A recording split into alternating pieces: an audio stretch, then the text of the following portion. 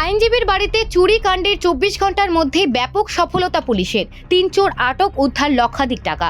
চুরি কাণ্ডে বড়সড় সফলতা অর্জন করল পূর্ব থানার পুলিশ। চুরির ঘটনার অভিযোগ লিপিবদ্ধ হওয়ার 24 ঘন্টার মধ্যেই তিন জন চোর সহ লক্ষাধিক টাকার আটক করতে সক্ষম হয় রাজধানী পুলিশ।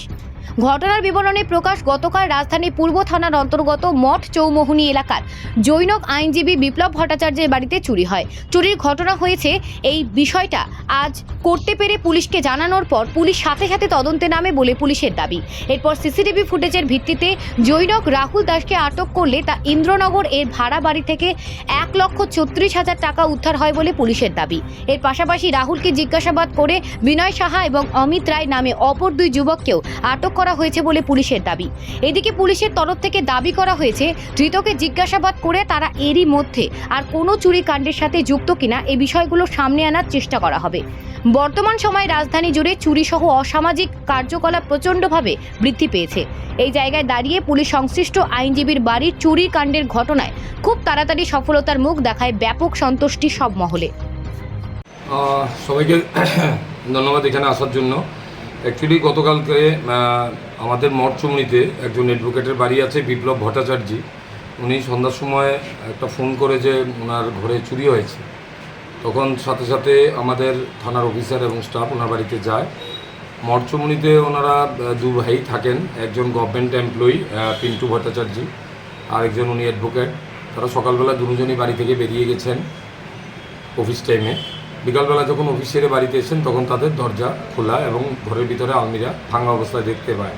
তখন আমাদের অফিসার্স, আমরা 3 জন অফিসার্স এবং টিম আমাদের পাঠাই ওখানে ইনভেস্টিগেশন করার পর দেখা যায় পার্শ্ববর্তী একটা বাড়িতে একটা সিসিটিভি ফুটেজ আছে। আপনাদের মধ্যে অনেকে ওখানে গেছেন।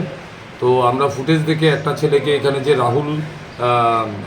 রাহুল যে আছে, রাহুল দাস, এই ছেলেটা, সে একটা বাইসাইকেল নিয়ে মুভমেন্ট করেছে ওই গলিতে, তাকে দেখা গেছে। এবং গেটের বা ওই বিপ্লব ভট্টাচার্যের গেটে যে এন্ট্রি করেছে এটাও একটা পোর্শনে দেখা গেছে। তখন আমরা তাকে আইডেন্টিফাই করি, সে আমাদের এই থানাতে আগেও অ্যারেস্ট হয়েছে। তার পিছনে আমরা লোক লাগাই, সে কোথায় থাকে। তো লোক লাগানোর পর সে টাউন ইন্দ্রনগর শ্মশানের এখানে তারা ভাড়া থাকে এক বাড়িতে, আমরা সোর্সের মাধ্যমে জানতে পেরেছি। আমাদের টিম ওখানে গিয়ে বাড়িতে রাত্রেবেলা তাকে বাড়িতেই পায় এবং তার ঘর তখন সাথে সাথে তল্লাশি করার পর তাদের বাড়ি থেকে কিছু টাকা রিকভারি করা হয়।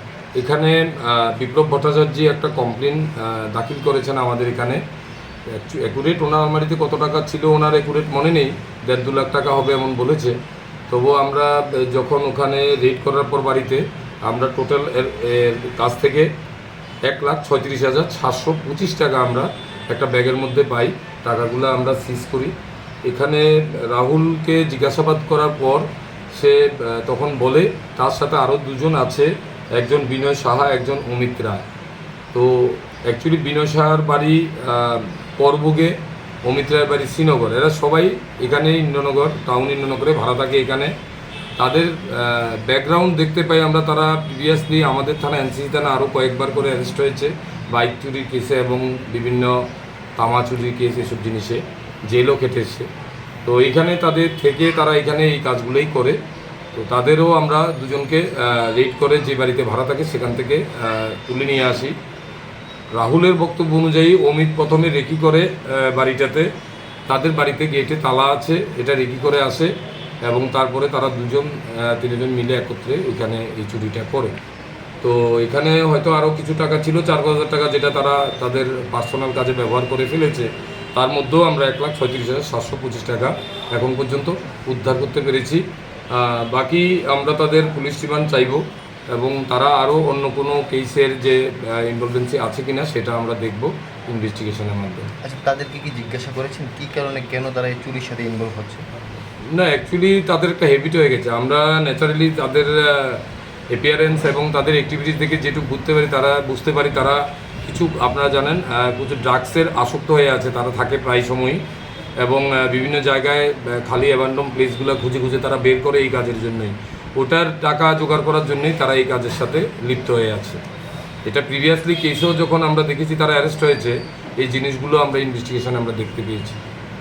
শহরে যেগুলো চুরি হচ্ছে সব ড্রাগসের আসক্ত। ম্যাক্সিমাম আপনারা রিসেন্টলি আমরা গোল্ড চুরি কেসে রিকভারি করেছি দেখেছেন, বাইক চুরি কেসে দেখেছেন, গ্যাসের চুলা যখন রিকভারি করেছি দেখেছেন।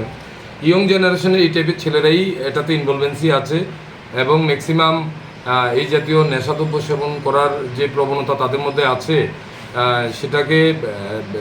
সেটাকে অ্যাক্টিভেট করার জন্যই তারা এই কাজগুলোতে তারা লিপ্ত হয়ে আছে।